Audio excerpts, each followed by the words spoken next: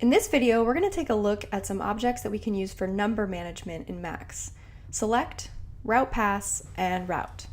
So we've taken a look at select already in some videos before, but just want to go through some specifics about how select works. So its job is to output a bang when an incoming message matches a given argument. So I have a select object here with 6 arguments, 10, 12, 14, 16, 18, and 20. So anytime I give it a number that matches that, let's start with 10, it's going to send a bang out the corresponding outlet here. So there was my bang there. If I say 12, it is the next outlet, and so on and so forth. One thing that's really useful about select is that if it gets a number that it doesn't have a matching argument for, so let's try an odd number here like 11, it puts it out the last outlet, so the rightmost outlet here.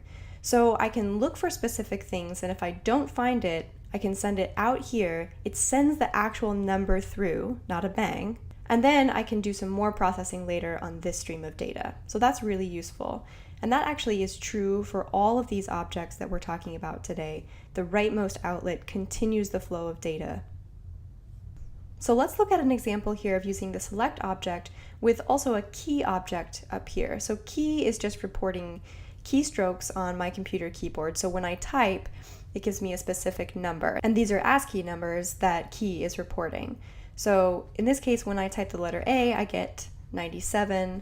When I type B, I get 98, C is 99, and those are all lowercase and so on and so forth.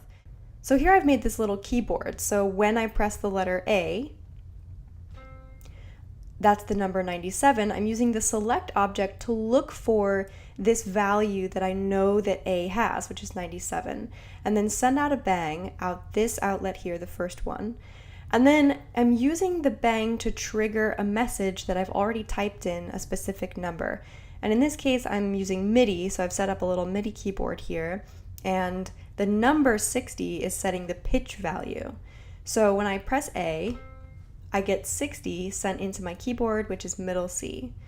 And then I'm looking for S, so that's number 115. So now when I type S on my keyboard, I get the number 64, which is an E right above middle C for musicians out there. D is continuing this pattern on, so if you're a musician, that's G, that there's a middle C triad. And then I have F, so I'm adding that 7th in there. So I can type these letters now and use them to play my keyboard.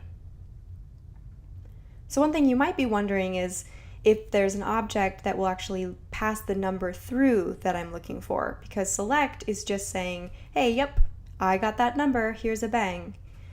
But if you want the actual number, you can use an object called Routepass.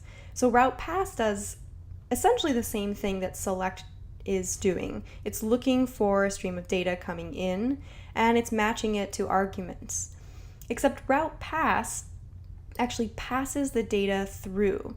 So before we had 10, 12, 14, 16, 18, 20, and we would get a bang. Now I'm going to put 10 in here, and you can see that that's the first argument, and it's sending it out the first outlet, and I'm actually getting the number 10 through. It only came out here, nowhere else. So then if I do 12, 12 will actually come through. If I say 14, that's coming through here, this third outlet. And again, if I have a number that doesn't match any of them, so I have only even, so here's an odd number, 11, that goes out here, this last outlet. So you can see that here, all of the odd numbers are coming out there, or anything that I'm not looking for. So here's 1 through 9. All right, and then one last object that's similar is called route. And route works very, very similarly to Routepass, except that route is working with lists instead of just numbers.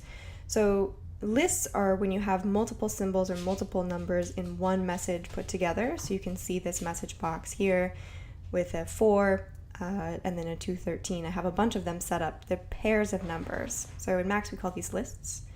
And when I press this button here, 10 and 127, route is looking for these specified arguments, and it's only looking for the first argument in the list. So when I press 10, it's actually, that's too small for you to see. Let me make these wider. it's actually sending out then the rest of that message. So this is really useful if you have a stream of incoming data and you need to know the first number tells you what type of data it is, but then the rest of it tells you more interesting information. So maybe you're doing some motion tracking on the body and the first number is telling you it's your left wrist, and then the rest of the numbers tell you the position. So that's an example of a way that I might use route. So notice it's not actually sending that first value through, it's dropping that first value and it's sending out the second value in that list.